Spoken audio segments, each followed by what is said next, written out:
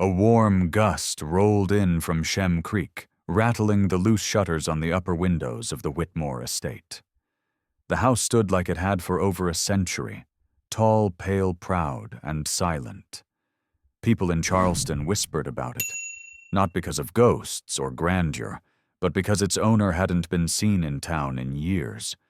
Harlan Whitmore, once the city's most admired businessman, had vanished into that house after his wife died. Only staff came and went now, and the child, of course. Clara. They said she was born blind. Inside the rooms were pristine but frozen in time. The chandeliers sparkled above untouched tables. The grand piano once played by Clara's mother during warm summer nights was covered now with a linen cloth that hadn't been lifted in years. The house was full of things that used to matter. Harlan stood at the window in his study, a room that smelled of aged leather and old tobacco. No one smoked anymore. He didn't move when Finch, the groundskeeper, announced the maid had arrived. He just gave a faint nod. "She's early," he said. "5 minutes early, sir." Outside, Carmen Reyes stood on the wide porch, gripping her worn purse. She wasn't dressed like the other applicants had been. No heels, no makeup.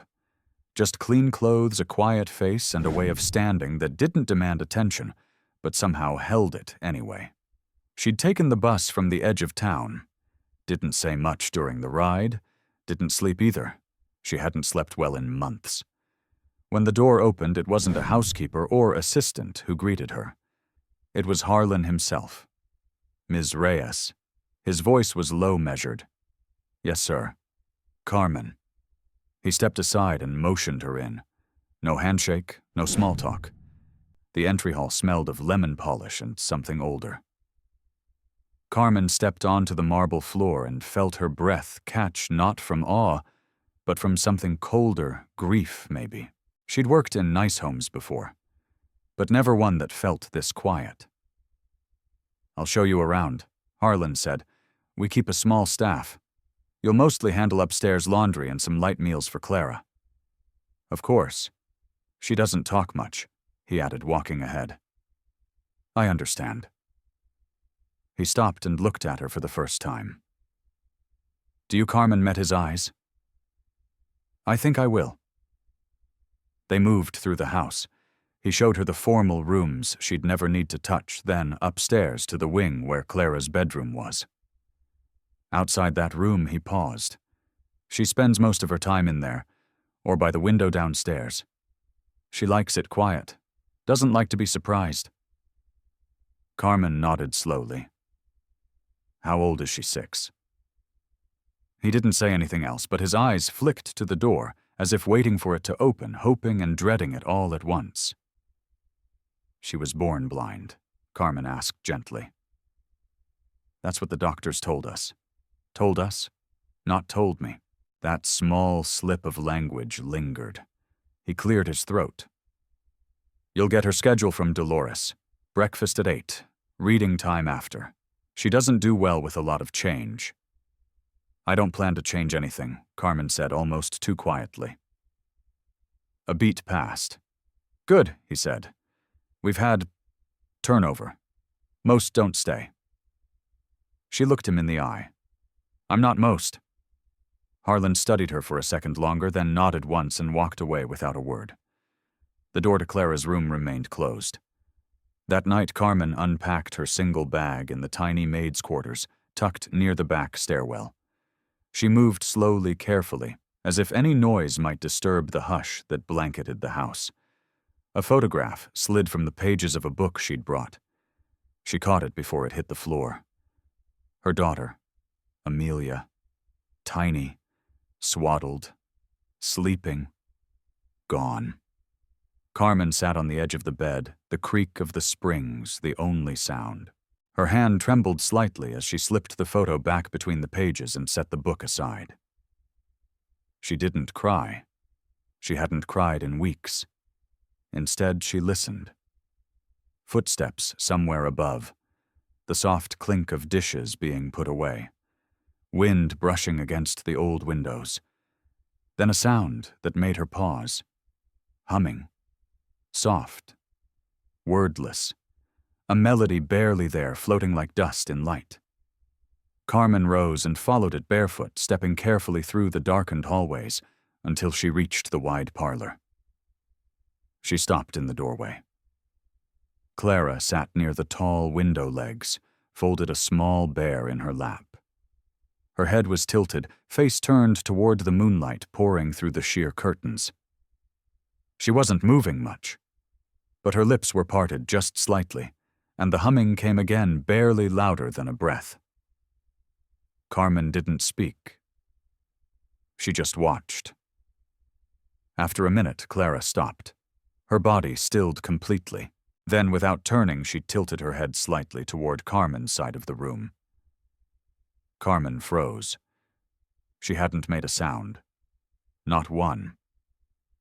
The child's head returned to neutral, but something inside Carmen stirred. Not fear, not even surprise. It was recognition.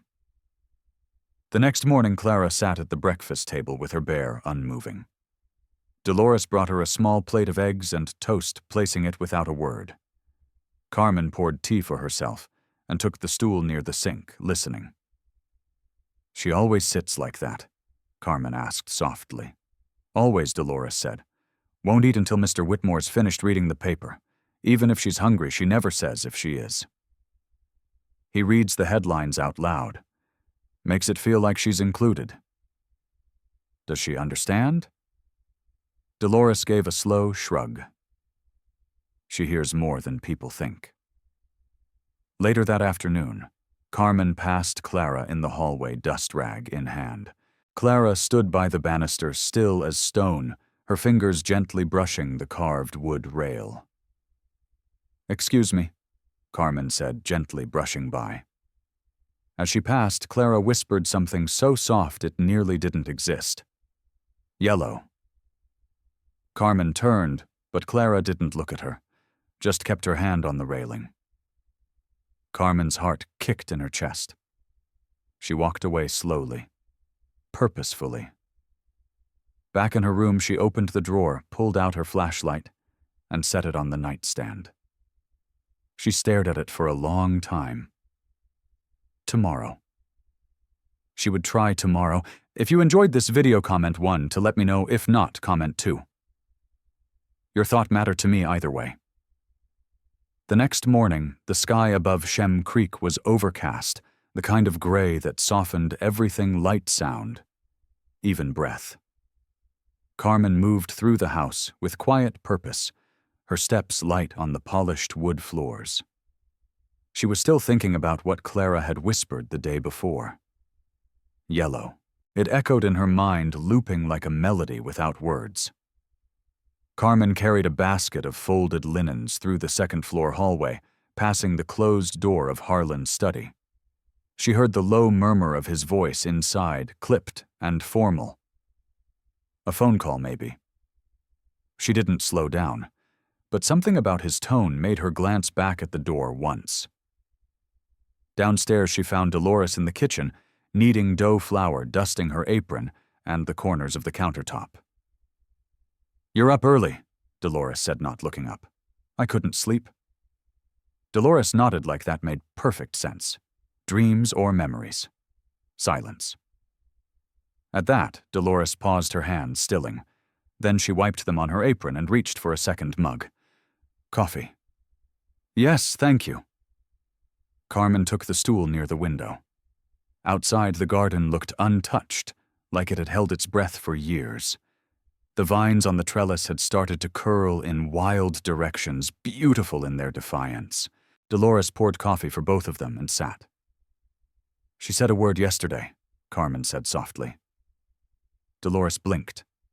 Clara Carmen nodded. "One word. Yellow." Dolores leaned back, her face unreadable. "She hasn't spoken to anyone since she was 3. Carmen sipped her coffee. "Was she speaking before that? A little? Colors. Simple words." Then it just stopped. After what, Dolores didn't answer right away. She looked out the window for a long moment before finally saying, "After her mother died." Carmen waited, hoping for more. But Dolores stood and returned to her dough. The conversation closed. Later that day, Carmen passed Clara's room and noticed the door was cracked open. She hesitated, then knocked lightly. No response. She peeked in. Clara sat on the floor near the window, sunlight spilling in through the gauze curtains, her teddy bear in her lap. Her fingers moved slowly across its fur, not in play, more like memory. Her face was still, eyes unfocused. Carmen stepped inside. "I won't stay long," she said gently. "I just came to change the sheets." Clara didn't move. Carmen crossed the room, slowly placing fresh linens on the bed. As she tugged off the old pillowcase, the flashlight she'd hidden in her apron pocket shifted slightly. She felt its weight, then paused, glancing at Clara. The child turned her head just a little toward the faint sound. Carmen stilled. She slid the flashlight from her pocket and held it loosely, her fingers curling around the cool metal. Then, heart steady but breath uneven, she moved toward the window. "Clara," she said softly, "I'm going to turn on a small light. You don't have to do anything. I just want to see something." No answer. No sign she'd even heard. Carmen turned it on, aiming the beam low across the floor, then slowly up toward Clara's face. Nothing. Then a blink. One. Then another. Carmen didn't speak. She moved the beam gently, slowly, side to side. Clara's eyes followed. Not fully. Not with focus. But they moved. Carmen turned off the light, her hands trembling now. She knelt slowly, placing the flashlight on the floor between them. "I don't think you are completely blind," she whispered, barely able to say the words out loud. "I think you can see something, even if it's just a little." Clara didn't respond, but she reached for the teddy bear and held it tighter. That night, Harlan stood alone in the library, staring at an old family portrait above the fireplace. His wife, Margaret, had been radiant. Her hair was swept back a deep red that caught the sun like fire. Clara had her eyes. He hadn't looked at that painting in months.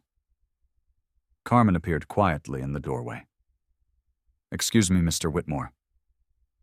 He didn't turn. "Yes, I wanted to ask about Clara's medication." The eye drops. Now he turned. "Why, I noticed something earlier. I think it would be helpful to know what they're for. They were prescribed by her specialist," he said quickly. "She's been on them since infancy. Has she had a recent evaluation? She doesn't need one. Her condition hasn't changed." Carmen hesitated. "Are you sure?" Harlan's expression darkened. Not anger, exactly, but something older, more exhausted. "I've had more experts in this house than I can count. Nothing changed, nothing helped. I'm not trying to disrespect your choices, She paused. "Sometimes it's not about changing everything. Sometimes it's about noticing what no one else did." The room was still. The only sound was the soft tick of the grandfather clock in the hallway. Harlan spoke finally, his voice lower than before. "Do you think she sees you?" Carmen blinked. "I don't know, but I think she feels safe around me." He nodded once more to himself, then to her. "That's more than most could say." She stepped back. "Thank you for your time." As she left, his voice followed her softly. "Just be careful." She turned. "Of what hope?" he said. "It's not always kind." Carmen returned to her room and sat on the edge of the bed, the flashlight in her hand. She stared at it, then at the folded photograph of her daughter tucked into her Bible on the nightstand.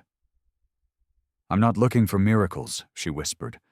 "Just truth."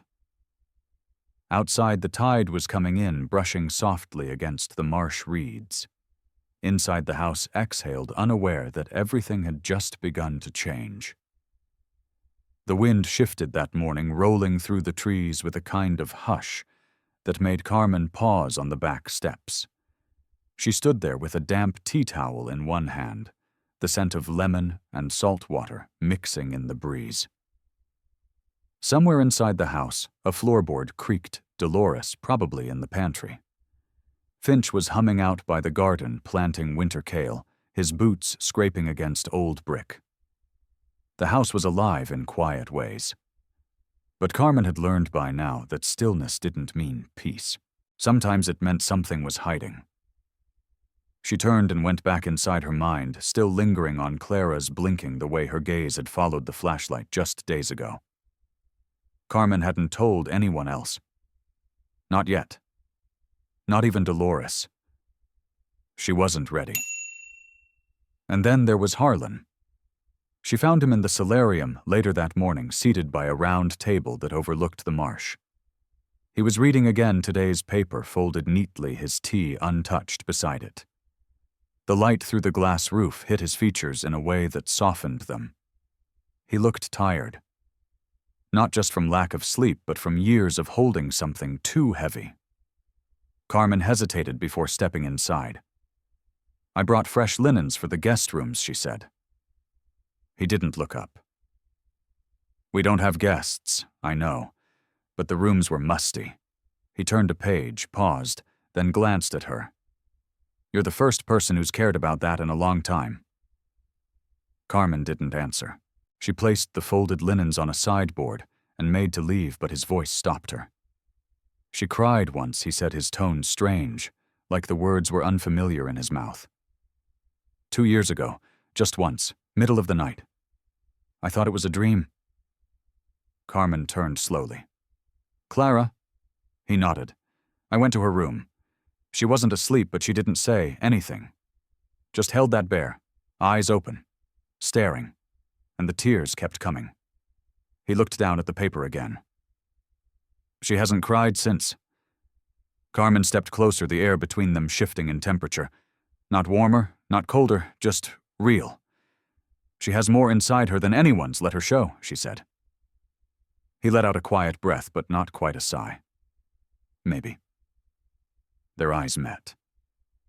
For the first time, Carmen saw something in his that wasn't just grief. It was fear. Not of what had happened, but of what might still come. She felt the pull in her chest again, that strange ache that had started the day she arrived. "She blinked," she said softly. He blinked too. "What?" when I shined a light near her face. She blinked. Twice. He stared at her unmoving. She followed it, Carmen continued. With her eyes, not perfectly, but enough to know it wasn't random. "You're sure his voice was low guarded?" "I wouldn't say it if I wasn't." Harlan stood slowly folding the paper in half with careful hands. He walked to the edge of the glass wall, looking out at the marsh where the tide was beginning to slip in. "She was tested by every specialist on the East Coast," he said. "One flew in from Zurich, another from Hopkins. They all said the same thing, no retinal response. Underdeveloped optic nerve. No chance of reversal." "I'm not a doctor," Carmen said. "But I know what I saw." He turned, studying her. "You think I've missed something all these years, I think. Maybe everyone has." He didn't respond. Not at first. Then he walked past her, slow and deliberate, his voice trailing behind him. "Hope's a dangerous thing when you've run out of it." Carmen stood alone in the solarium, the warmth from the glass ceiling starting to feel too bright. Later that day, Dolores cornered her in the kitchen with a look that meant business. "You talked to him." Carmen raised an eyebrow. "He told you he didn't have to. He doesn't talk to anyone that long unless he's arguing with the insurance broker." Carmen smiled faintly, but it didn't reach her eyes. "He thinks I'm imagining things," she said. "No," Dolores said, rolling biscuit dough. "He thinks he can't survive being wrong." Again. Carmen leaned against the counter. "I'm not trying to fight him." "You're not." Dolores agreed, "but you're touching a wound that never healed." Outside the window, Clara sat on the edge of the veranda, her hands resting in her lap, her bear beside her. The breeze played gently with the edges of her dress. "She's seeing something," Carmen whispered. Maybe Dolores said. But she's definitely feeling more. That part's not in question. That evening, Carmen took a risk. She walked into Clara's room just before sunset, when the light turned everything gold. She knelt beside the little girl who was seated on the rug near the window. "I want to show you something," Carmen said, her voice soft. She placed a piece of dark cloth on the floor. Then she set 3 small objects in a line: a white button, a yellow pencil, and a smooth blue stone. She didn't say their names. She didn't say anything at all. She waited. Clara didn't move. Carmen picked up the yellow pencil and gently tapped it against the cloth. Clara's head tilted just slightly toward the sound. Carmen did it again, slower this time. Then she stopped. Clara's hand moved. Not directly, not purposefully, but toward the yellow. Carmen swallowed hard. She didn't cry. She just placed her hand gently over Clara's and whispered, "I see you." There was a sound in the hallway. Carmen looked up. Harlan stood at the door, watching. He didn't speak. He didn't have to. For the first time, his expression didn't look like stone. It looked like something breaking open. If you enjoyed this video, comment 1 to let me know. If not, comment 2. Your thought mattered to me either way. The morning began with a thin fog hugging the marshes, casting the Whitmore estate in a hushed kind of gray. Carmen moved through the kitchen early brewing coffee, while the rest of the house remained still. She stared out the window, her hands wrapped around the warm mug her thoughts stuck on one moment. Clara's hand had moved toward the yellow pencil. It hadn't been a guess. It had been deliberate, and Harlan had seen it. He hadn't said a word when he turned and walked away. No nod, no questions, no reaction at all. Just silence. But Carmen had felt something shift. Not much, but enough. Like a door cracking open after years of rust. Dolores entered with a tray of clean jars. "He's been up since before sunrise," she said, placing them on the counter. Pacing. "Did he say anything?" "Not to me. But he asked if you'd be serving Clara's breakfast this morning instead of me." Carmen blinked. "He asked for me." Dolores gave her a look. "Don't act so surprised. You've done more for that child in 2 weeks than half the specialists did in 6 years. Carmen took a slow breath, steadying herself. "It's too soon to say anything with certainty." "Maybe. But it's not too soon to care," Dolores said. Then she reached for the sugar and stirred it into her tea with a clink that echoed a little louder than usual.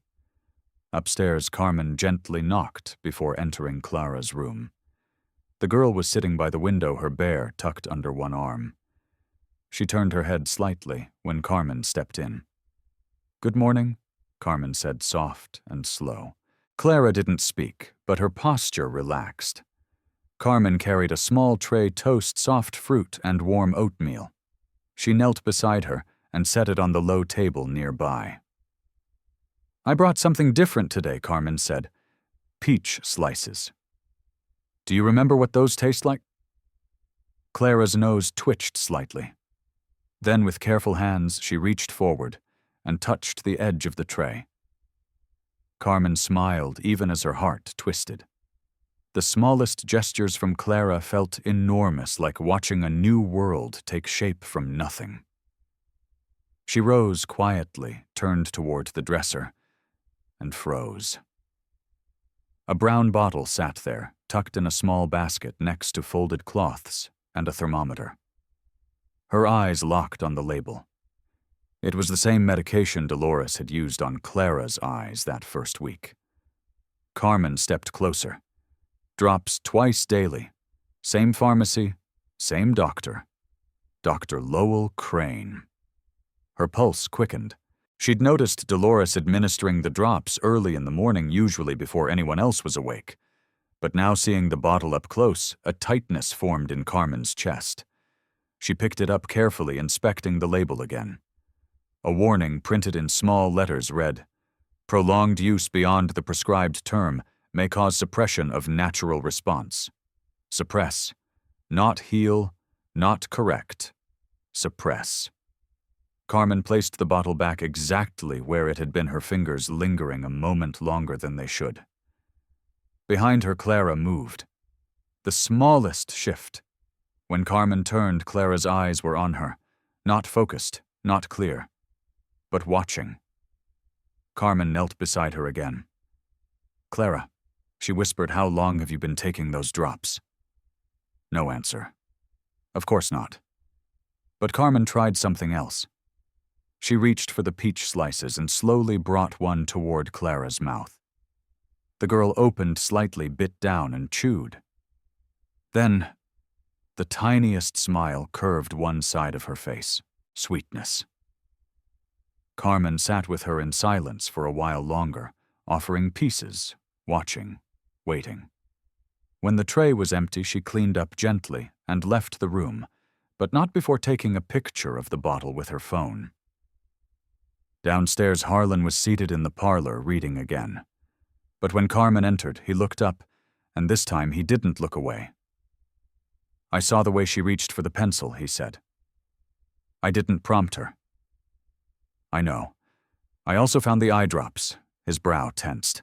"They were prescribed by Dr. Crane. He treated Margaret when she was sick. I trusted him. You still use him. I haven't spoken to him in years. But the prescriptions kept coming." Carmen stepped forward. "Do you know what they do?" "They're supposed to reduce inflammation, prevent eye strain. She's sensitive to light." Carmen hesitated, then spoke carefully. "They might also suppress her ability to respond to visual cues." Harlan stood slowly. "What are you suggesting, that she's not as blind as you think she is?" His jaw clenched, but it wasn't anger in his eyes. It was fear. The same fear Carmen had seen flicker in his gaze before. The fear of hoping too much. "She was tested," he said again, softer this time. "She was 3. And grief was loud in your home." The silence stretched. Then he said, almost in disbelief, "You think I missed it?" Carmen didn't answer. She didn't have to. He turned away, rubbed the back of his neck, then faced her again. "Why are you doing this?" The question caught her off guard. "I lost a child," she said simply. "And I survived it. Barely. But I know what it means to feel something slipping away and think you can't stop it. I don't want to watch someone else lose what they might still have." He stared at her, every part of him still. "She connects with you," he said. "I see it.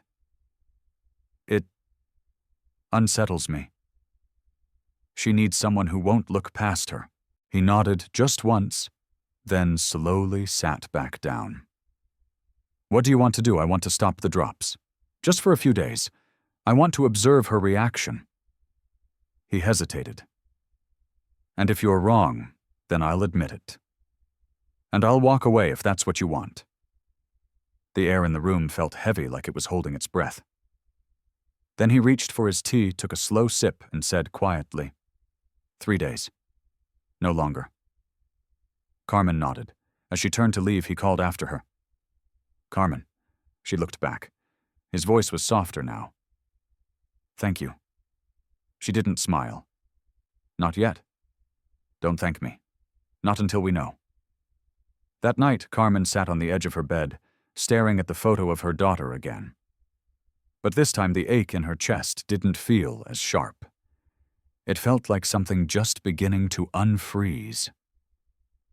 Down the hall, Clara lay in bed, eyes open, her bare, tucked close. She didn't hum. She didn't move. But her fingers gently tapped the edge of the blanket once, twice, 3 times. And just before drifting off, she whispered into the dark yellow, The following morning, the sky above the Whitmore estate was glassy blue, as if the clouds had vanished to let something new begin. Carmen stood in the kitchen, her fingers wrapped around a ceramic cup that had long since gone cold. She hadn't touched the drops that day. For the first time since Clara's infancy, the routine had been broken. She waited, listened. The house creaked and shifted with its usual sounds, footsteps overhead, drawers opening, Finch muttering something to himself in the garden. But Carmen felt the change. The pause before something you can't name. Dolores entered, wiping her hands on a towel. "You're quiet," she said. "I didn't give her the drops this morning." Dolores raised an eyebrow. "Does he know?" he agreed. Dolores leaned against the counter. "Well, that's a first." Carmen gave a small smile, but it didn't reach her eyes. "He wants to hope, but he's afraid of what it'll cost." Dolores sighed and poured herself some coffee. "That man's been living inside his grief so long he doesn't know what air smells like anymore." Carmen looked down at her cup. "He's not the only one." A beat passed between them. "Clara's in the sunroom," Dolores said softly. "She asked for you." Carmen looked up. "She spoke, just your name." "Barely a whisper, but I heard it." Carmen set her cup down gently and walked quickly through the back hallway, her heart thudding like a quiet drum. She paused outside the sunroom door, then pushed it open. Clara was sitting on the cushioned bench by the window, sunlight pooling at her feet like gold. She clutched her bear tightly, her gaze turned toward the warmth. Carmen stepped in slowly. "Good morning." Clara didn't speak, but her head turned just slightly toward the sound of Carmen's voice. "I heard you asked for me." Still silence. Carmen crossed the room and knelt beside her. "I didn't bring the drops today," she whispered. "I thought maybe we could just see what happens." She reached into her pocket and pulled out a small velvet pouch.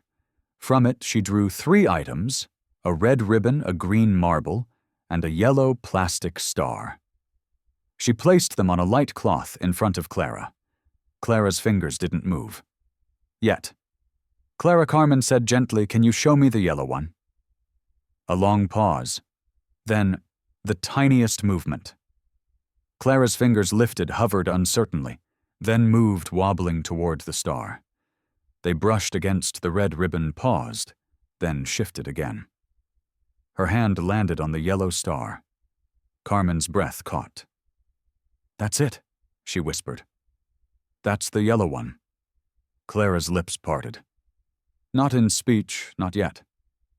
But in recognition. Carmen turned to see Harlan standing in the doorway. His face was unreadable, but his eyes, those tired, wary eyes, were fixed on his daughter. He stepped into the room slowly. "She hasn't done that since she was a toddler," he said, his voice a low murmur. "She's doing it now," Carmen replied. They both watched as Clara touched the star again, then pulled it closer and held it tightly in her palm. Later, Carmen found Harlan on the back patio, looking out toward the garden where Finch was pruning the lavender bushes. She stepped beside him, but didn't speak. He broke the silence first.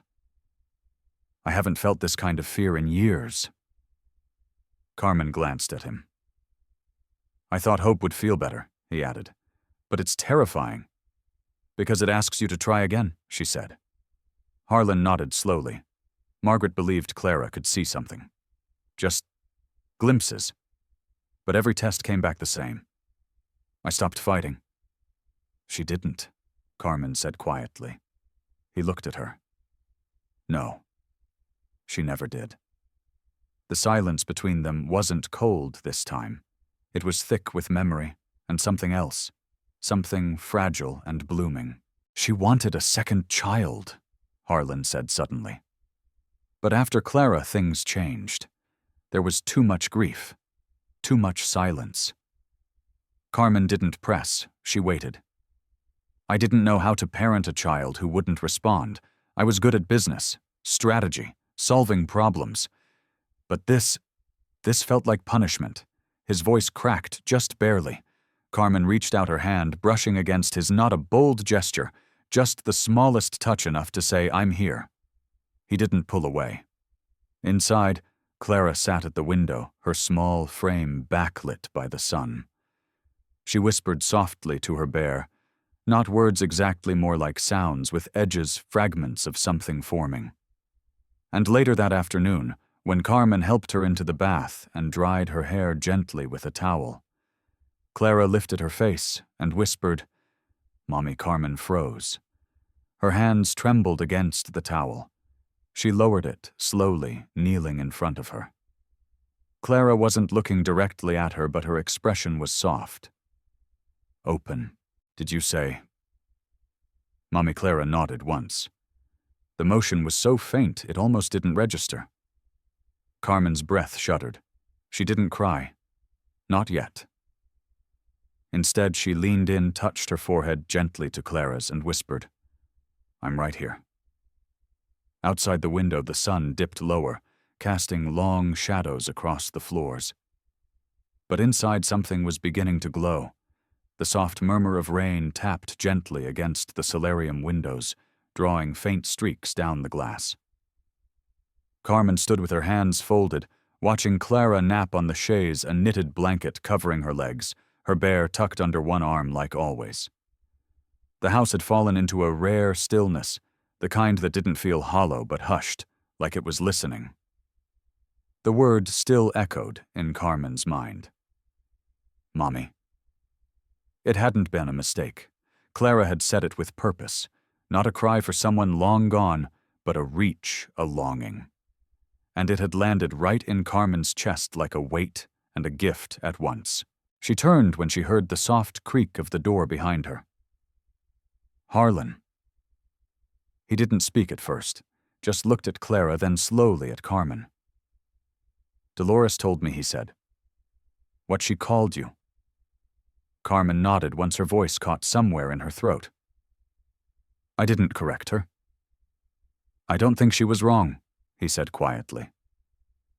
They stood in silence for a moment longer, the rain whispering against the glass. "I've seen her change more in the last week than in the past 2 years, Harlan continued. "She's more present, like she's waking up from something." Carmen didn't move. Maybe she just needed to be seen differently. He looked at her, and his voice softened.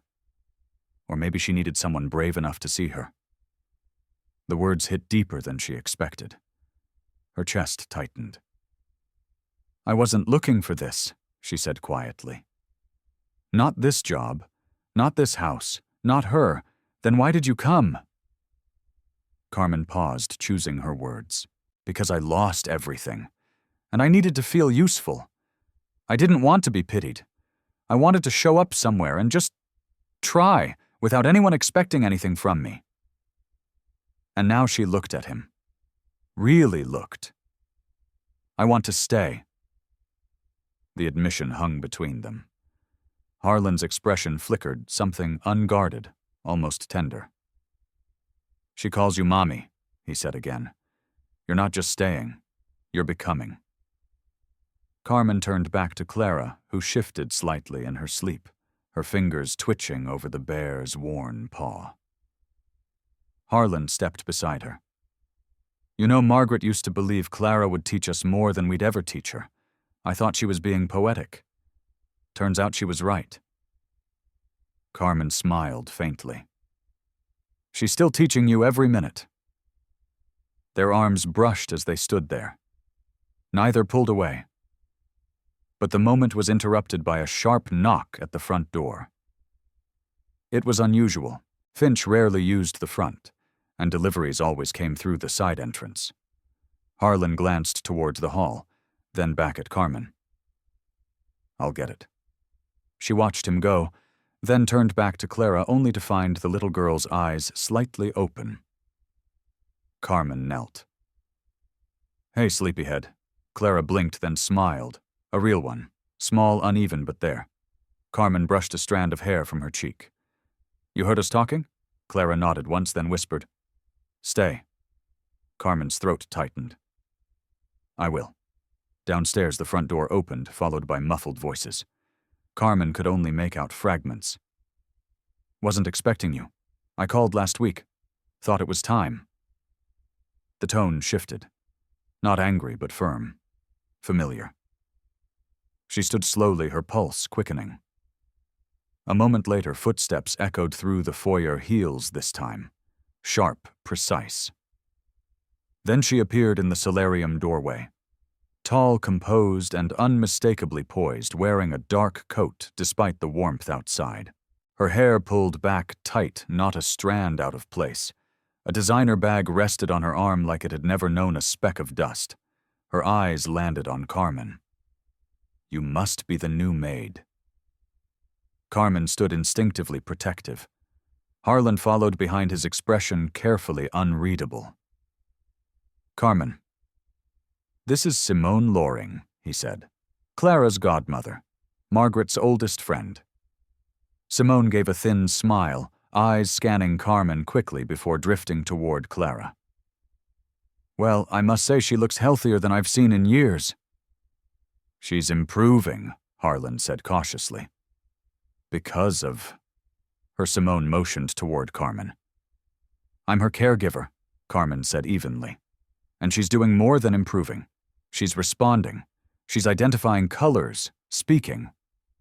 Simone's eyebrows lifted, surprised but skeptical. Really? And all this in what, 2 weeks? I understand it sounds fast. It sounds like fantasy. Carmen held her ground. It's real. I've seen it. Harlan's seen it. Simone's eyes darted to him, calculating. Is this really the direction you want to go, Harlan? Letting someone new rewrite Clara's diagnosis, upend the structure she's had for years? She's not rewriting it, Harlan said quietly. She's uncovering something we missed. Simone didn't respond, but the silence was sharp. Carmen felt Clara's small hand reach out from the chaise, finding hers. She gripped it gently. Simone noticed. I see, Simone said coolly. And what exactly is your role here now, maid nanny replacement? Carmen didn't flinch. I'm someone who sees her, who listens, and right now I'm the one she trusts. Simone's smile faded. Harlan stepped forward. Simone, we appreciate your concern. But Clara's progress isn't up for debate. I'm not here to argue, Simone said, adjusting her coat. I'm here because Margaret made me Clara's legal godparent. If something happens to you, it becomes my responsibility. So yes, I'll be involved. We'll cross that bridge if we have to, Harlan replied, his voice calm. Simone's eyes returned to Carmen one last time. Just be sure you know what you're doing. Then she turned, heels clicking down the hallway like punctuation. When she was gone, Carmen exhaled slowly. Harlan rubbed his temple. I should have warned you. She's not the threat, Carmen said. Fear is. He looked at her again, something like gratitude deepening in his eyes.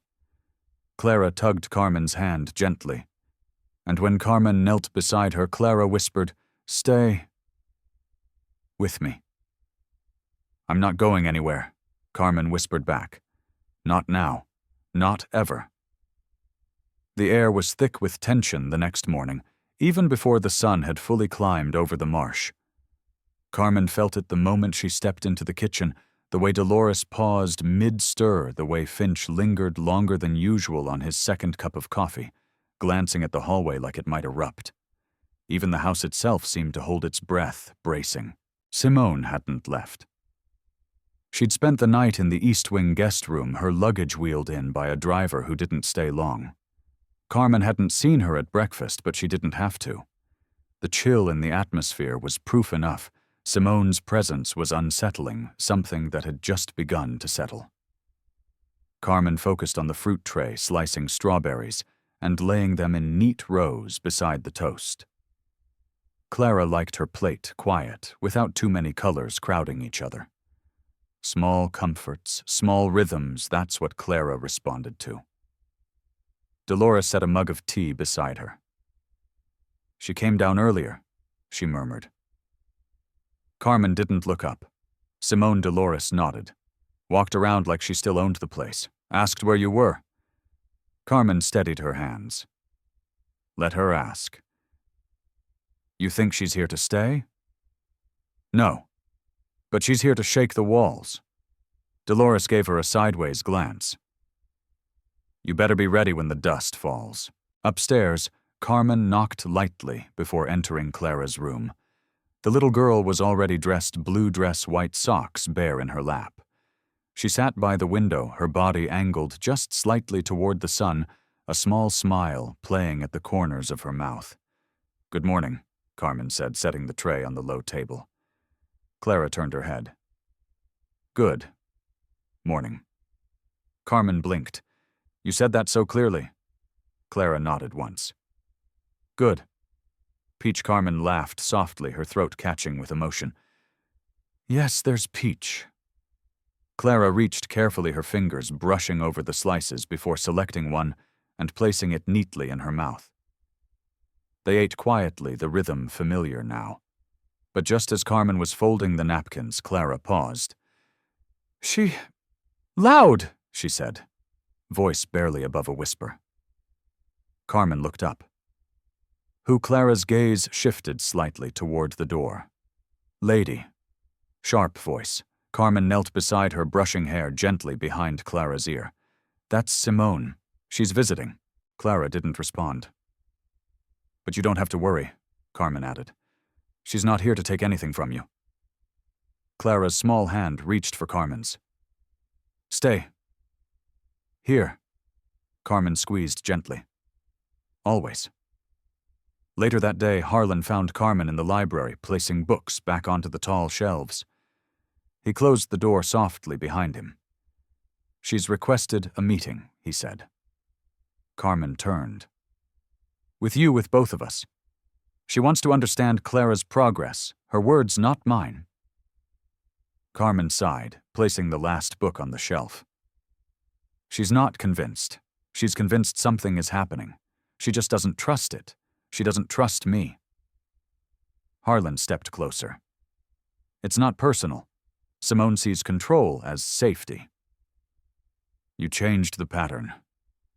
I didn't come here to disrupt your life." "I know," he said gently. "But that doesn't mean you haven't." And maybe that's exactly what was needed. Their eyes met, brief but electric. Carmen looked away first, her voice quieter. "I've never wanted to fight anyone for a place. Not after—" Harlan waited, but she didn't finish. He stepped closer again. "You don't have to fight. You already belong here." That word. Belong. It landed hard. "Then why does she make me feel like I'm trespassing?" Carmen asked, her voice trembling. "Because she still lives in the version of this house where grief was the only language spoken. You taught it another." A silence settled between them, deep, tender. And in that silence, Carmen saw it again, that unspoken thing stretching between them, slowly weaving tighter. The meeting was set for after lunch. In the parlor, the three of them sat, Simone on the tufted armchair, her legs crossed neatly, notebook in hand. Harlan leaned against the fireplace. Arms folded. Carmen sat near the window, calm but alert. "I want to start by saying I'm not here to challenge anyone." Simone began, flipping open her notebook. "But I have responsibilities. Clara's well-being was promised to Margaret. And I intend to keep that promise. No one's questioning that," Harlan said. "Good. Then let's begin with the basics." She looked at Carmen. "You've been here. How long? 3 weeks. And in that time, Clara has spoken identified colors?" "Yes. Without any professional retraining, no occupational therapy, only routine consistency and safety." Simone jotted something down. "And the eye drops, I stopped them 4 days ago, with Harlan's permission." Based on what qualification? Carmen looked her straight in the eye. Observation, instinct, and care. Simone didn't flinch. Those are soft measures. Clara is a soft child. She doesn't respond to formulas. She responds to presence. Simone paused. And what do you think is causing the improvement? I think she was misdiagnosed. Or over-medicated. Or both. Simone turned to Harlan. You believe this? I've seen it. With my own eyes. Simone closed her notebook slowly, exhaling through her nose. It's compelling, but it's not enough. Carmen leaned forward. Then come see for yourself. Simone's brow lifted. Come upstairs, Carmen said. Watch her. Ask her what color the sun is. She'll tell you. A long beat passed. Then Simone stood. Carmen led them up the stairs, her heart pounding. Clara was seated at her table, coloring quietly. The moment they entered, she turned her head slightly. Hi, she said. Simone blinked. Carmen said gently, What color is the sun? Clara smiled. Yellow. Simone's face softened, and the sky blue. Simone stepped closer, kneeling to Clara's level. Do you know who I am? Clara tilted her head. Loud shoes. Harlan laughed, startled. Even Simone cracked a smile. Fair enough, she said. Can I sit with you? Clara nodded. For the next 10 minutes, Simone sat on the floor asking gentle questions, listening to Clara respond in her soft, fragmented way. It wasn't perfect, but it was undeniable. When they left the room, Simone was quiet. Downstairs in the hall, she stopped and looked at Carmen. I don't know what you've done, she said slowly, but I haven't seen her like this in years. I didn't do anything to her, Carmen replied. I just let her be who she already was. Simone nodded, her voice lower now. Then maybe I was wrong. And for the first time, she offered her hand. Carmen took it, and the house exhaled again, this time with ease. The morning air was crisp and carried the scent of wet earth from the marshes. Carmen stood by the kitchen window, spooning sugar into her tea and watching the ripples of water stretching across the grass. Finch had started the day's chores early, his boots crunching on the gravel, while Dolores hummed quietly as she arranged breakfast. The house seemed alive, yet each sound carried the weight of unspoken tension. Carmen's mind was not on coffee or chores, but on Clara. She was changing, yes, but how much and how quickly was yet unknown. Clara sat near the sunroom window, her bear nestled beside her. Sunlight poured through the panes, painting gold patterns on the floor. Carmen approached, kneeling slowly to match the child's height. Good morning, Clara, she said softly. Clara's fingers moved over the fabric of her dress, and then she spoke hesitantly. Good morning. Carmen smiled, though her chest tightened. Each word from Clara was a small victory, a tiny tremor in the foundation of years of silence. She set the tray down in front of her, a simple breakfast of oatmeal, soft peaches, and warm milk.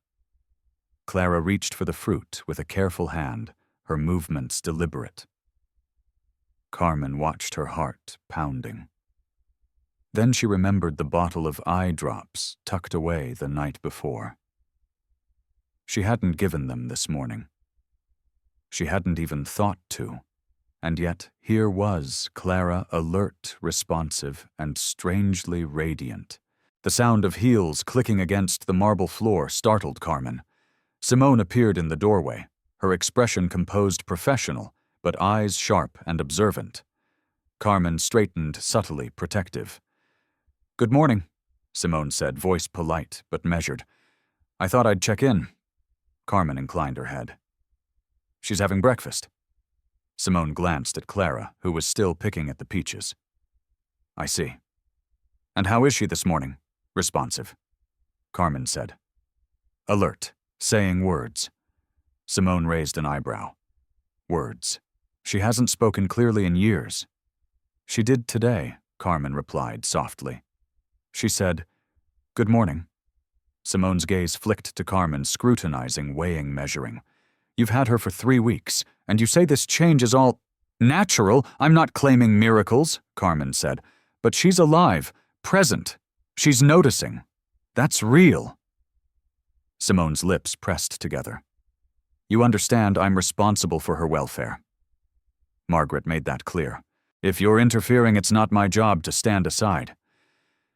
She's not interfering, Harlan said suddenly, his voice low but firm as he emerged from the study. She's uncovering what we missed, what all the tests missed. Simone's eyes narrowed slightly at him. You've seen a specialist multiple. You trust this experiment over all professional opinions? I trust what I've seen? Harlan replied. His tone carried a quiet authority that Carmen felt tighten around her heart. There was a tension there that was more than just disagreement. It was worry, the deep kind that came from loving someone fiercely, yet fearing the truth might hurt them. Carmen moved closer to Clara. She's responding. Look at her. She lifted a small yellow block from the tray and held it gently in front of Clara. Clara's fingers reached slowly toward it, brushing over a red one by mistake, then correcting. Her hand rested finally on the yellow block. She smiled faintly, a small curve of lips that spoke volumes. Simone's face softened slightly, the professional mask cracking just a little. Well, I'll be. Harlan exhaled, almost a laugh escaping him. See, she's alive. Simone adjusted her posture, regaining composure. Very well. But we need oversight. I'll be observing, asking questions. I won't allow negligence, intentional or not. You won't have to, Carmen said. Her voice was calm, but inside her pulse raced. I've never treated her any other way than with care. Simone nodded, slow and deliberate. Then let us hope your intentions match the results. The afternoon was spent in quiet observation. Simone asked questions in her clipped, precise tone. Carmen answered with patience, demonstrating the small but profound responses Clara was showing. Harlan stood nearby, silent witness, his expression unreadable at times, but eyes softened by pride and hope. During a brief moment when Simone stepped away to make a call, Carmen knelt beside Clara, brushing her hair gently from her forehead. You're doing so well today, she whispered. Clara looked at her, the smallest spark of recognition in her eyes. Stay. I'm here, Carmen replied softly. I'm not going anywhere. When Simone returned, she paused at the doorway, watching the interaction between caregiver and child. Carmen noticed the shift in Simone's demeanor, less scrutiny, a hint of admiration beneath the practiced control. Finally, Simone spoke, voice lower. You've done something remarkable. I haven't seen her like this in years. Carmen's fingers tightened slightly on Clara's hand. She was always there, she said. I just let her be seen.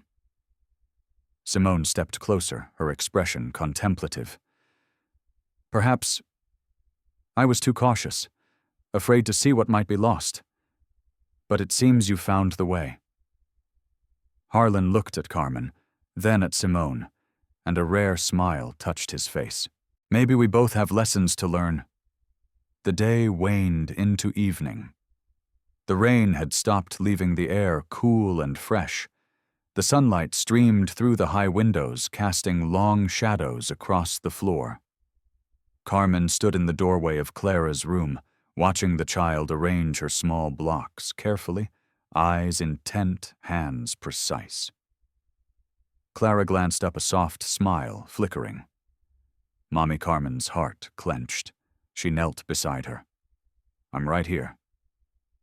Clara reached for her hand, squeezing gently, and for the first time the silence in the Whitmore house felt like something that could hold warmth instead of grief. The morning light filtered softly through the gauze curtains, painting golden stripes across the polished wood floor. Carmen moved quietly through the sunroom, her hands clasped around a warm mug of tea, listening to the distant rhythm of the marsh tide. The house had settled into a new rhythm over the past week, and yet tension still lingered in corners in the pauses between footsteps, in the quiet corridors where secrets and hope both hid. Clara sat on the floor near the window, her bare pressed close to her chest blocks scattered around her. Her small fingers moved deliberately, arranging the yellow, red, and blue shapes into lines, then curves experimenting with order and balance. Carmen knelt beside her, her voice soft. "Good morning, sweetheart," she whispered. "Do you remember what we practiced yesterday?" Clara looked up briefly, her lips curving in the faintest smile. "Colors." "Sun," she said. "Yes, sun. Yellow." "That's right." Carmen held the small yellow star block in front of her. "Can you touch it?" Clara's hand wavered, hovering above the block, then slowly settled on it. Carmen felt a rush of emotion. Her chest ached with relief and the quiet joy of watching progress. "You're amazing," Carmen said softly. "I'm so proud of you." From the doorway, Harlan appeared, his posture tense yet cautious. He had been watching silently for some time. "She's moving faster than I imagined," he said quietly. "Faster than I dared hope." Carmen glanced up at him. "It's not magic, Harlan. She's always had this inside her. She just needed someone to notice, someone to give her the chance to reach for it." Harlan's eyes softened. "I see that now. But it frightens me. What if she doesn't continue to improve? What if this is temporary?" Carmen shook her head gently. "It won't be. She's responding because she's ready. And we're here to help her along." The tension in Harlan's shoulders eased just slightly, but Carmen could sense the underlying fear still lingering. It wasn't just about Clara. It was about facing the grief they both carried. About trusting someone new, someone who had entered their lives, and had begun to shift the balance in ways they hadn't expected. Dolores entered the room quietly, carrying a small tray with cups of warm milk. She set it down gently beside Carmen. "Breakfast," she said softly. "She'll need her energy if she's going to keep practicing." Carmen smiled faintly. "Thank you, Dolores." She looked back at Clara, who was now attempting to match the blocks to the colored ribbons Carmen had placed nearby. Her fingers were steady now, purposeful. Each small success was monumental, each blink and movement a victory. Then Carmen remembered the eye drops still tucked in the dresser drawer. She felt a cold twist in her stomach. The medications had been a silent presence in Clara's life for years, prescribed under the guise of care, but perhaps suppressing what the child was capable of. Carmen had stopped them, but the tension of doing so, the uncertainty, the responsibility hung over her like a shadow. Harlan stepped closer, his voice low and careful. "You've made a big decision, Carmen. Stopping those drops, without consulting anyone. It's brave, yes, but also dangerous." "I know," she admitted, "but I had to see what she could do, to find out if there's more to her than what was written on paper. Sometimes protection isn't the same as care." He studied her, his eyes searching hers. "And if you're wrong," Carmen met his gaze steadily, "then I'll accept it. But I can't live without trying." For a moment they were silent, the weight of unspoken emotion heavy between them. Clara, meanwhile, had picked up the yellow block again, and with a concentrated frown placed it carefully atop the red one. It wobbled slightly, then settled. Her small hands pressed down, steadying it, and a bright, victorious smile lit her face. Carmen's heart leapt. She couldn't help but kneel closer, brushing a stray lock of hair from Clara's forehead. "You did it," she whispered. "You did it all by yourself." Harlan's voice came softly from behind her. "She's remarkable." Carmen looked over her shoulder at him, feeling the complex emotions in his tone. Pride, relief, lingering fear, and something else. Something softer. something that had begun to grow over the past days. The afternoon passed in careful observation. Carmen guided Clara through small exercises, identifying colors, shapes, and textures. Each success was met with gentle praise, and each hesitation with quiet patience. Simone, the godmother, appeared briefly to check in her expression, cautious but curious. Carmen noticed the subtle softening in Simone's demeanor as she watched Clara respond and interact with Carmen.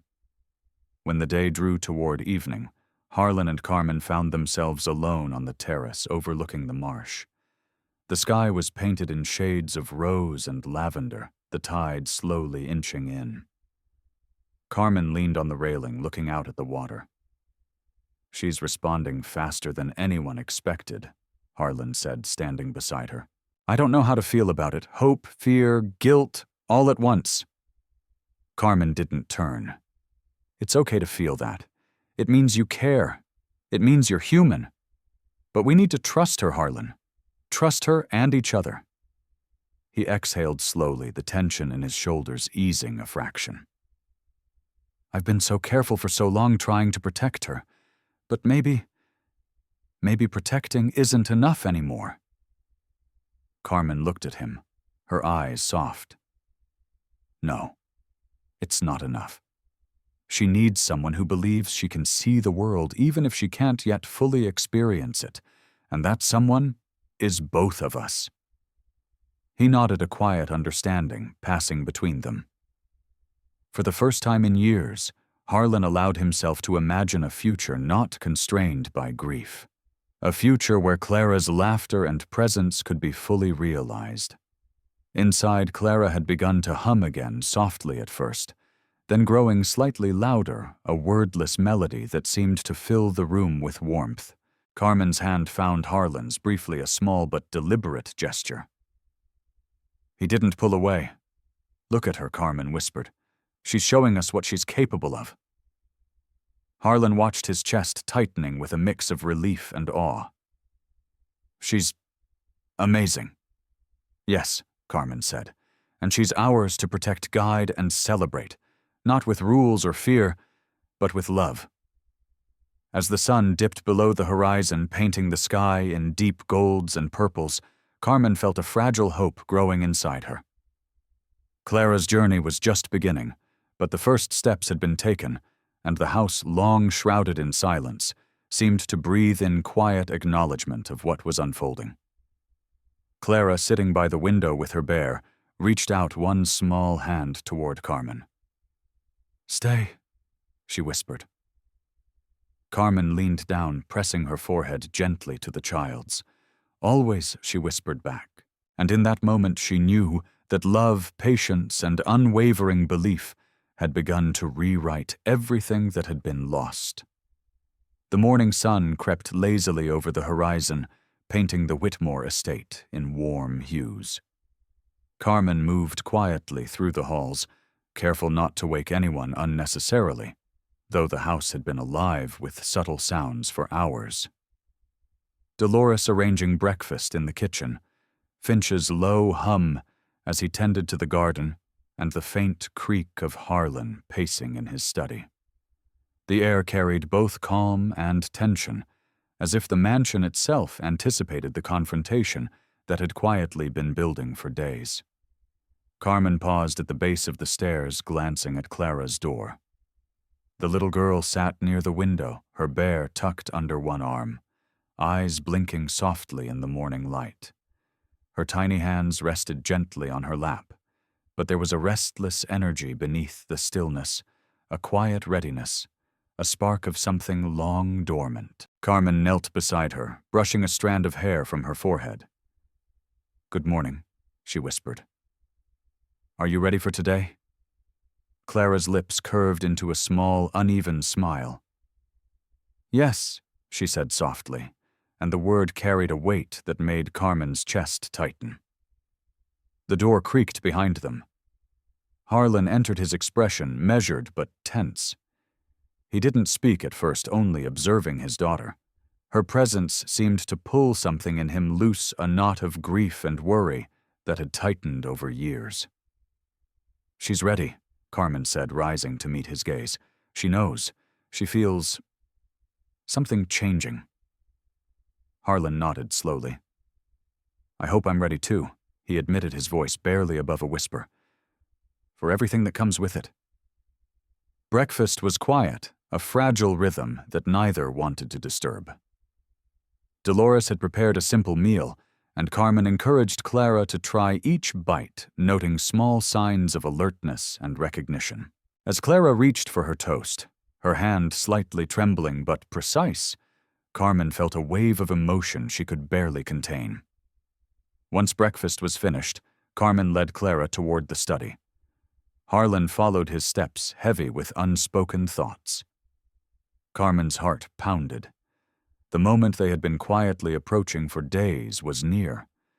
She knew the confrontation with reality, the conversation about the eye drops, about what Clara could do and how far she could go, was inevitable. Clara, Carmen whispered gently, kneeling beside her. "We're going to see someone today. Someone who can help us understand what's happening with your eyes. You'll be safe, I promise." Clara's small hand found Carmen's a reassuring grip that seemed to draw courage from the older woman. Harlan cleared his throat. "Carmen, you've taken steps on your own, stopping the drops, observing her without guidance. I need to understand your reasoning." Carmen straightened, looking at him directly, because she deserves the chance to be seen as she truly is, not as a diagnosis, not as a number on a chart. She's more than that, Harlan. And we can't let fear dictate her life any longer. Harlan's face softened, but remained cautious. "And if you're wrong," Carmen's breath caught, "then I will face the consequences. But I know I'm not wrong. I've seen her reactions, her understanding, her responses. She's alive in a way that no medication, no test could have measured." He studied her for a long moment, tension etched into his features. Then he exhaled slowly, letting the weight of the past weeks settle between them. "Very well," he said quietly. "Let's see what she can do." Carmen nodded, her own nerves taut with anticipation. She guided Clara through small exercises, using color blocks, textured fabrics, and simple objects to gauge her responses. Each interaction was a revelation. Clara's fingers lingered over the yellow block, tracing its edges, then shifted to the red, then back again, her focus unwavering. Simone appeared quietly in the doorway, her expression neutral, but her eyes sharp. She observed for a moment before speaking. "I see what you mean," she said, voice controlled. "The responses, they're subtle but unmistakable. She's capable of more than I've been willing to admit." Carmen glanced at her. "It's not about what anyone wants to believe. It's about what she can show us if we just let her." Simone's lips pressed together. "You've taken a bold step, Carmen. But boldness without oversight can be dangerous." "I understand," Carmen said. "But sometimes what's needed is courage, and she's already shown hers." Harlan approached, watching Clara's movements carefully. "I didn't think she had this ability," he murmured, more to himself than to anyone else. "I've been wrong for too long." Carmen placed a hand on his arm. "It's never too late to correct that." The tension in the room shifted, subtle but undeniable. Fear and hope collided in the space between them, a fragile bridge built of trust and tentative belief. Clara reached toward the yellow block once more, then held it firmly, looking up at Carmen with eyes that seemed to gleam with understanding. "She's ready," Carmen whispered. Harlan nodded slowly. "Then it's time to take the next step." The day progressed in a careful, deliberate pace. Carmen guided Clara through more exercises, watching her reactions with meticulous attention. Simone remained nearby, taking notes, her skepticism softened by what she observed. Harlan, silent but present, followed each motion, absorbing every detail. By mid-afternoon, Carmen led Clara to the solarium where sunlight pooled across the floor. She set out colored ribbons and objects in a simple pattern. Clara approached them with quiet determination, touching each in turn, sometimes pausing, sometimes correcting herself. Each movement was precise, deliberate, a small victory, a quiet triumph. Harlan watched his hands, folded emotions hidden, but his eyes betraying awe and a fragile hope. "She's remarkable," he murmured. "Yes," Carmen said softly. "And she's ours to support, to guide, to protect, not to limit, not to measure by fear or doubt." Simone stepped forward, her voice gentler than before. "Perhaps I underestimated what she could do, and what you could see." Carmen smiled faintly. "Clara shows us all the truth, if we're willing to notice." As the sunlight shifted, glinting on the polished wood and illuminating the child's small, careful movements, Carmen felt a quiet certainty settle over her. This was more than observation. It was transformation. Not just for Clara, but for everyone in the house, Harlan, Simone, even herself. Clara paused, then whispered, "Mommy." Carmen knelt beside her, holding her hand. "I see, sweetheart. I see everything." Harlan's chest tightened, and he looked at Carmen with gratitude, respect, and a subtle, unspoken acknowledgement of the bond forming not just between Carmen and Clara, but between them all. For the first time in years, the Whitmore estate felt alive. It was no longer merely a house of shadows and memory. It was a place where hope could exist quietly, persistently, and beautifully. The sun had barely risen over the Charleston marshes when Carmen found herself pacing in the hallway outside Clara's room. Today was different. Today was the day they would take the next step. The air was thick with anticipation, charged with the quiet tension of what was about to unfold. Every heartbeat in her chest echoed the responsibility she carried, not only for Clara's discovery, but for the fragile trust that had formed between them all. Harlan appeared at the top of the stairs, his posture unusually rigid. "Are you ready?" he asked, his voice steady but tight with emotion. Carmen looked at him and nodded. "As ready as she is." He didn't smile, but his eyes softened. "I hope we're making the right choice." "We will," Carmen said. "She's ready." Together they approached Clara's room. The little girl sat on the floor bare, tucked into her lap, eyes wide with quiet curiosity. Carmen knelt beside her, brushing a lock of hair gently from her forehead. "Clara, today we're going to visit a very special doctor. Someone who can help us understand what's happening with your eyes." "Are you ready?" Clara nodded slowly, then whispered, "Yes." "Go." Harlan's hand hovered over the small doorknob, a subtle hesitation passing through him. "I never thought I'd feel this nervous," he admitted quietly. "Not for a board meeting, not for business, but for this, for her." "Yes." Carmen placed a reassuring hand on his arm. "You're not alone. We'll face this together." The ride to Savannah was quiet. Clara sat between them in the back seat, clutching her bear tightly. Carmen caught Harlan's gaze in the rearview mirror once, and he offered a small, unspoken nod, a mix of gratitude and lingering doubt. The tension between them was palpable, each lost in thoughts of what awaited. The clinic was bright, sterile, and alive with movement. Carmen guided Clara carefully through the waiting room, her hand never leaving the child's small one.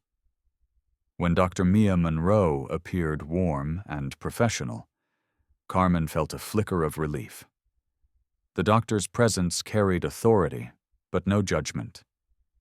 "Clara," Dr. Monroe said softly, crouching to meet her at eye level. "I've heard wonderful things about you. Can we play a little game with colors?" Clara tilted her head, a small frown of concentration forming. Carmen knelt beside her. "See these shapes?" she asked. "Can you touch the yellow one?" Clara's fingers hovered, hesitant at first, then moved deliberately to the yellow shape. Dr. Monroe's eyes widened, slightly impressed. Very good. And now blue again. Clara's hand shifted with purpose, brushing the wrong one briefly before correcting herself. Yes. Blue, she whispered. Carmen's chest tightened. Harlan exhaled a long, trembling breath. She's seeing, he said, barely able to form the words. She really is. Dr. Monroe smiled warmly. It's more than seeing Mr. Whitmore. She's processing. She's responding. That's remarkable. Carmen glanced at Clara, who looked up at her with a faint, proud smile. Good job, sweetheart, Carmen whispered. The doctor's tests continued with gentle precision color identification, simple shapes, light tracking. Clara responded to every prompt with increasing confidence. Each correct choice, each flicker of understanding seemed to lift a weight Carmen hadn't realized she'd been carrying. After the evaluation, Dr. Monroe spoke privately with Harlan and Carmen. The diagnosis she's been given in the past doesn't reflect her current abilities, she said. The drops may have suppressed her response to visual stimuli, but now, with careful observation and guidance, she can continue to improve. Her potential is significant. Harlan's hands shook slightly as he absorbed the news. All these years, all the doubt, the specialists, they were wrong, he murmured. Carmen's hand found his a steadying touch. He looked at her eyes, glistening. And it was you. You saw it first. You believed before anyone else could. Carmen felt a warmth in her chest she hadn't allowed herself to feel in years. I just listened, she said softly, and I let her be seen. They returned home in silence, each lost in their thoughts. The house seemed different, somehow, less oppressive, more alive. Clara sat quietly, occasionally glancing up at Carmen with a smile that held both triumph and trust. That evening, Carmen helped Clara into bed. The little girl clutched her bare eyes, shining in the lamplight. Mommy? Today, she whispered. Carmen leaned down, pressing her forehead gently to Clara's. Yes, today. You were amazing. Harlan stood nearby, watching the bond between them. His chest tightened with a mixture of relief, pride, and awe. I never knew hope could feel like this, he admitted quietly. Carmen looked at him, understanding perfectly. It's only the beginning, she said. But we'll face it together. Every step. As the night settled over the Whitmore estate, Clara's soft breathing filled the room. Carmen and Harlan exchanged a quiet glance, an acknowledgement of what had changed, what had been discovered, and the journey still ahead. The turning point had arrived. The truth was finally visible, and with it, the fragile, brilliant light of hope. The morning was unusually quiet, the kind of stillness that made every footstep sound louder than usual in the Whitmore mansion. Carmen carried a small notebook and pen, her heart beating faster than it should for such a simple task. She was determined to record every small progress Clara made, every smile, every word, every blink that hinted at the light she could now perceive. Dolores moved quietly around the kitchen, preparing breakfast with careful precision. She's been restless, Dolores said, glancing toward the sunroom. Can you feel it too, I can? Carmen replied softly. Something is stirring in her. Something new. Finch appeared at the door carrying a tray of polished silverware. He offered a small nod to Carmen, a silent acknowledgement of the change he had seen in the household as well. The staff, usually invisible in the grand Whitmore estate, were aware of the subtle shifts, the light breaking into years of silence. Carmen walked toward Clara, who was sitting near the window with her bear tucked under one arm. Her fingers traced the edge of the small wooden blocks Carmen had arranged the day before. Each block represented progress, but also a step toward freedom for the little girl who had spent so long unseen. Good morning, Clara Carmen said gently. Are you ready for today? Clara's eyes lifted bright with cautious curiosity. Yes, today, she whispered. Carmen smiled faintly, kneeling beside her. I'm proud of you. Every step you take matters. Harlan appeared at the doorway, his hands resting on the frame. His face was lined with worry, but his eyes held a spark of hope. Are you ready to continue, Carmen? He asked quietly. I am, she said, steadying her voice. She's ready too. They guided Clara through the sunroom to the small office where Dr. Monroe had arranged for further assessment. The room was filled with sunlight, filtering through tall windows. Instruments and color charts were neatly organized along the wall. Carmen took Clara's hand, ensuring her grip was firm, reassuring. Dr. Monroe entered with a warm smile. Good morning, Clara, she said softly, crouching to meet her at eye level. We're going to play a few games today, and you'll show us all the colors you know. Clara's small head tilted, studying the doctor. Carmen leaned closer. Can you do it, sweetheart? Clara nodded. Yes. The assessment began. Clara followed simple instructions, identified colors, matched shapes, and tracked light movements with increasing confidence. Each successful action brought a quiet nod from Dr. Monroe, a subtle smile from Harlan, and a deep, unspoken pride from Carmen. This is remarkable, Dr. Monroe said, turning to Carmen. Her responses are more advanced than I anticipated. You've made a difference. Carmen shook her head softly. She's always had this inside her. She just needed someone to notice. Harlan's hands fisted at his sides. I've been wrong all this time. Doctor's tests, everything told me she couldn't respond like this. Dr. Monroe nodded. And now we know. With the right guidance, her potential is significant. The drops may have suppressed her ability, but now we have a clear path forward. Carmen exhaled a quiet release of tension. That's all I wanted, to see her true self without barriers. Harlan moved closer, his voice trembling slightly. And you gave her that. You believed when no one else could. Thank you. Before they left, Dr. Monroe offered one more gentle smile at Clara. You're incredible. Keep trusting yourself. You're stronger than anyone realized. Back in the sunroom, Carmen knelt beside Clara. See, you can do anything you set your mind to, she whispered. Clara's small hand rested against hers. I'm proud of you. Harlan stood nearby, watching them. She's changed everything, he murmured. Not just her. Us, too. Carmen's eyes met his quiet understanding passing between them. It's only the beginning, Harlan. But we'll walk this path together. Outside, the sky stretched wide over the marshes, sunlight dancing across the water. Inside the Whitmore estate was alive with subtle triumphs, small victories, and the fragile, brilliant light of hope.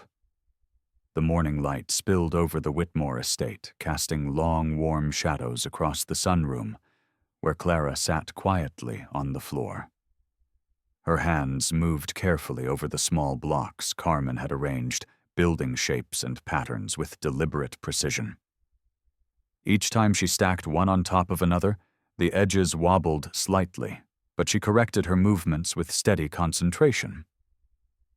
Carmen knelt beside her, a soft smile touching her lips. You're doing so well today, Clara, she said softly. Look at how careful you are with each one. Clara looked up briefly, her eyes bright, then back at her work. Yellow. Blue. Red, she whispered, naming the colors with a confidence that had only grown over the past days. Carmen's heart swelled. Yes, that's exactly right.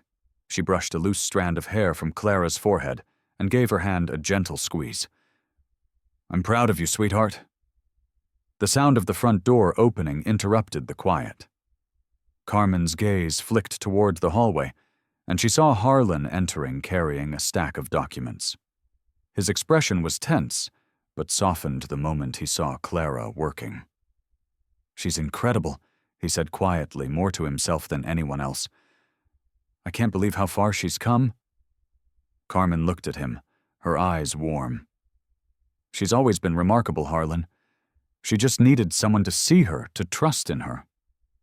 He set the papers down on the sideboard and took a step closer to the child. "I know I didn't always see that. I was so focused on protecting her, making sure she was safe, that I never realized how much she needed to be free." Clara glanced up at him, a faint smile forming.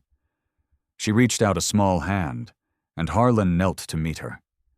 "You've done something amazing," he said softly, his voice thick with emotion. "Not just for yourself, but for all of us." Carmen watched the moment unfold, feeling a deep swell of gratitude and relief. But there was no time to linger in comfort. Dolores appeared quietly, holding a small tray with a set of colored markers and paper. "I thought you might like to try drawing," she said, setting it down gently. Clara's eyes lit up, and she carefully picked up a yellow marker, placing it on the paper. Carmen knelt beside her. "Do you want to draw what you see?" she asked softly. Clara nodded, her small hand moving across the paper with focus and intent. Shapes began to form, and as she worked, her brow furrowed slightly in concentration. Harlan observed silently, a mix of awe and apprehension in his expression.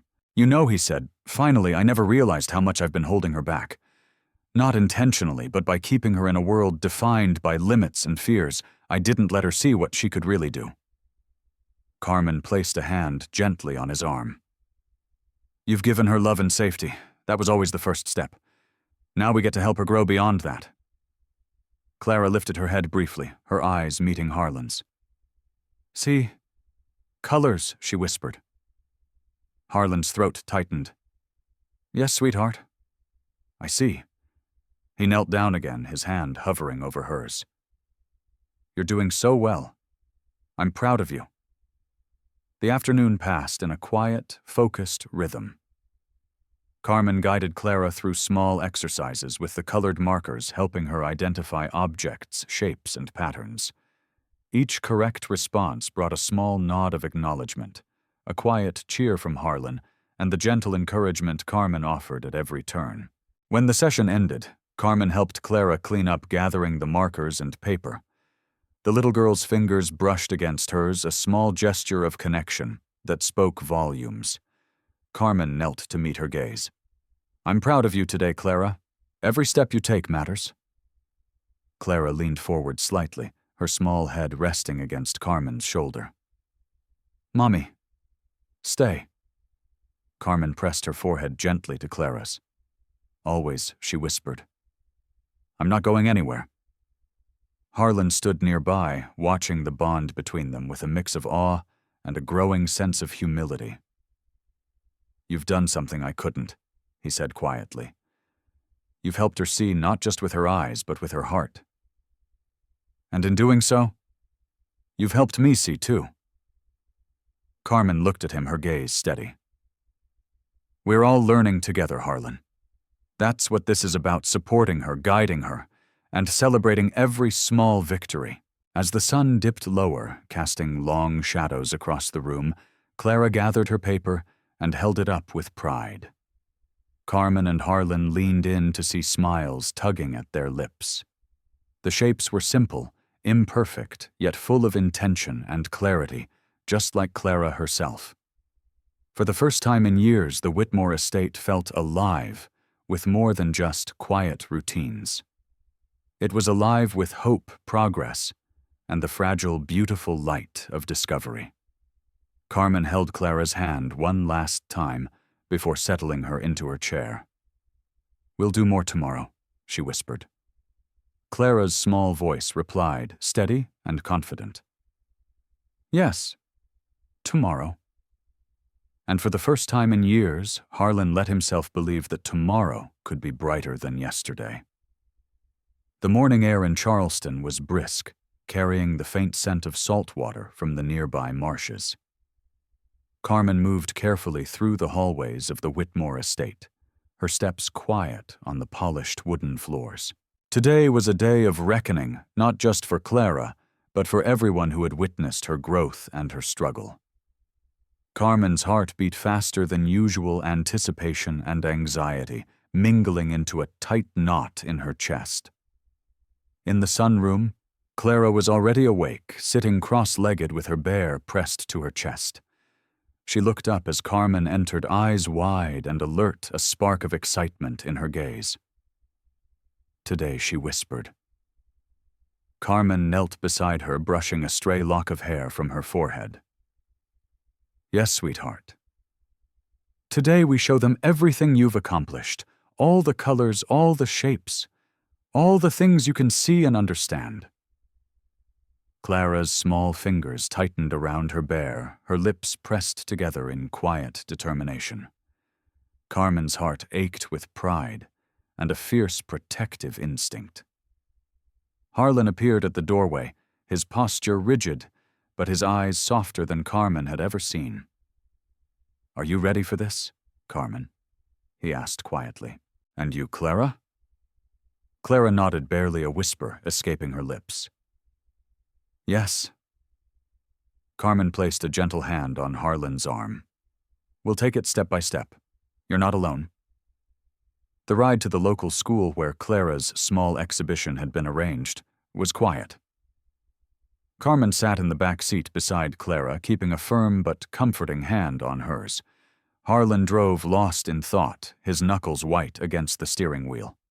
The tension between anticipation and fear hovered like a heavy mist over everyone in the car. When they arrived, the small auditorium had been prepared meticulously. Tables displayed Clara's artwork, bright, vibrant pieces that captured shapes, colors, and her growing perception of the world. Carmen carried a stack of folders with documentation of Clara's recent progress tests and observations from Dr. Monroe. Harlan followed, standing at the back, as Carmen guided Clara to the front of the room. A small crowd had gathered, a few teachers, the school principal, and interested parents. Among them, Simone watched with a careful expression, her arms crossed, but her eyes fixed on Clara. Carmen whispered to Clara, "Remember what we practiced. Just show them what you know." Clara nodded her small hand, reaching for Carmen's. "Ladies and gentlemen," Carmen began, her voice steady, but filled with emotion. "Thank you for being here. Today you will witness something extraordinary. This young lady has faced challenges that most of us cannot imagine, and yet she has thrived in ways we never expected." Clara took a deep breath, standing with Carmen's support. "I see colors," she whispered. "I see shapes, and I know them."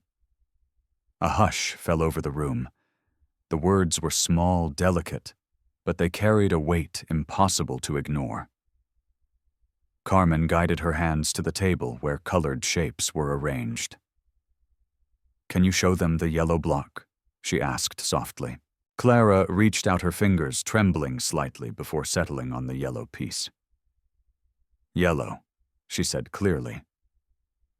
The audience gasped softly, murmuring to each other. Harlan's chest tightened, pride and disbelief warring in his expression.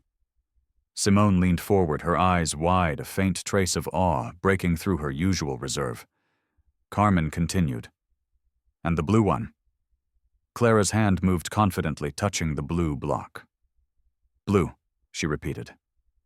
Dr. Monroe, standing quietly to the side, nodded approvingly. "Remarkable. Her progress is not only evident, it is extraordinary." Harlan stepped forward, his voice thick with emotion. I cannot express how proud I am. She's amazing." Clara's gaze shifted between Carmen and Harlan, her lips curving into a small smile. "I did it," she whispered. "Yes, you did," Carmen said softly, kneeling to press her forehead gently against Clara's. "I'm so proud of you." The audience watched silently, some moved to tears, others unable to look away. Simone approached slowly, Her expression softened the edges of her skepticism, falling away. "Clara," she said, kneeling to meet the child's gaze, "you've done something incredible. I've never seen anyone accomplish this before." Clara's small head tilted. "Thank you," she whispered. Carmen felt a tremor of relief run through her. This was the culmination of weeks of observation care and patient guidance. Harlan's hand found hers, briefly a silent acknowledgement of the bond they had forged together in supporting Clara's growth. The principal stepped forward, clapping lightly. "This is an extraordinary achievement. You've all witnessed something truly remarkable today." Carmen smiled faintly, holding Clara's hand firmly. "It's just the beginning," she said softly. "She's capable of so much more." As the crowd began to disperse, Carmen and Harlan led Clara back toward the car. The little girl held her bear tightly, but walked with an air of newfound confidence. Harlan's hand brushed Carmen's as he opened the car door, and for a brief moment their eyes met. Gratitude, relief, and something unspoken passing between them. In the car, Clara leaned her head against Carmen's shoulder. "Happy," she whispered. Carmen kissed the top of her head softly. "So am I, sweetheart. So am I." Harlan drove slowly back to the estate, the tension in his shoulders easing. The sun dipped low, casting warm light across the marshes. For the first time in years, the Whitmore estate felt alive, not just with walls and furniture, but with hope, triumph, and the quiet brilliance of what love, patience, and belief could accomplish. The late afternoon sunlight stretched across the Whitmore estate, bathing the grand windows in a golden glow that softened every edge of the house. Carmen walked through the sunroom, her hands gently brushing along the tops of the colored blocks, and drawings scattered across the floor. Clara's small creations were everywhere, vibrant, chaotic, and beautiful. They represented more than just colors or shapes. They were proof of progress, of trust, of a life reclaimed. Clara sat near the window, her bear in her lap, her eyes shining brighter than ever. She had grown confident in the last weeks, her movements more deliberate, her words clearer. Carmen knelt beside her, brushing a loose strand of hair behind her ear. "Today's special," she whispered. "You're going to share your art with the world." Clara tilted her head. "World, see?" she asked, a small, nervous smile tugging at her lips. "Yes," Carmen said. "They'll see what you've created, and everyone will understand how brilliant you are." She held Clara's small hands in her own. "Are you ready?" Clara nodded, squeezing Carmen's hands tightly. "Yes." "Mommy?" Harlan entered quietly, standing behind them, his presence steady. His eyes were soft, his lips pressed into a faint smile. "She's ready," he said, more to himself than anyone else. "You've come so far," Carmen whispered. "And today everyone will see it too." The event was arranged in the sunroom, the same place that had witnessed so many private victories. Tables displayed Clara's artwork, colorful drawings, carefully constructed blocks, small projects that showed her growing awareness of the world. A few neighbors and friends had been invited, curious about the young girl who had been thought blind, but now responded with understanding with life. Carmen stood near Clara, giving gentle instructions. "Show them the yellow star first," she said softly. "Then the blue block." Clara's fingers moved with confidence, touching the objects carefully. "Yellow?" she said clearly, her voice ringing in the warm room. Then blue. The room erupted softly with applause, gentle yet heartfelt. Carmen's chest tightened. Harlan stepped closer, his voice thick with emotion. "I've never seen anything like this," he murmured. "She's incredible." Clara's small hand reached for Carmen's, and Carmen knelt to meet her gaze. "I'm proud of you, sweetheart," she whispered. "You've worked so hard, and today everyone sees it." Simone stood off to the side, observing quietly. She approached slowly, kneeling to Clara's level. "Clara, you're remarkable," she said softly. "I've seen your strength, your determination. I've seen the light inside you that no one else dared to notice." Clara looked up at her eyes wide. "See? Light?" she asked. "Yes," Simone said, smiling. "The light that comes from your heart. That's what makes you special." Harlan's hand found Carmen's, briefly a silent acknowledgement of everything they had accomplished together. "Thank you," he said, voice low, "for believing in her, for believing in all of us." Carmen shook her head softly. "It's not just me. It's her courage, her willingness to grow to trust. And you, Harlan, you gave her love and space to become herself." Clara glanced around the room, taking in the faces, the smiles, the gentle applause. "Mommy, Daddy," she whispered. Harlan knelt beside her, wrapping a careful arm around her small shoulders. "Yes, sweetheart. We see you. We always have." The sun dipped lower, casting long shadows and warm light across the room. Carmen held Clara close, feeling the warmth of her trust, the steady heartbeat of life and resilience. Marlon stood beside them, quiet and reflective, yet present in a way that spoke of newfound understanding and hope. After the crowd had left, and the sunroom returned to its usual peaceful glow, Carmen guided Clara to the window. The marsh outside shimmered in gold, the water reflecting the colors of the sky. Clara's small hands rested on the sill, fingers tracing the light. "Do you see it?" Carmen asked softly. All the colors Clara nodded. "Yes." "Yellow. Sun," she whispered, her gaze lifted to Carmen's. Happy." Carmen's throat tightened. "I'm happy too, sweetheart. So very happy." Harlan stepped beside them, looking out over the marsh.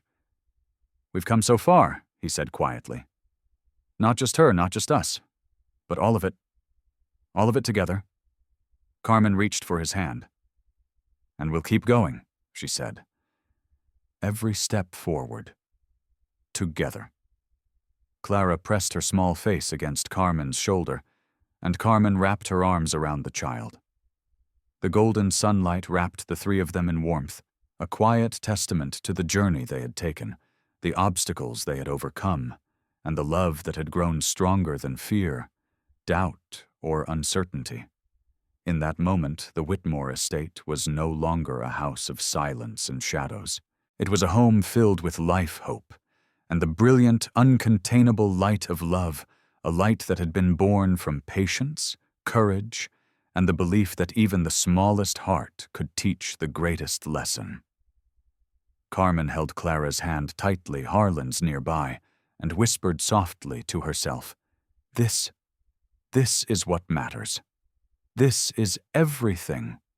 And outside the marsh shimmered under the fading sun, carrying the promise of countless tomorrows, each brighter than the last.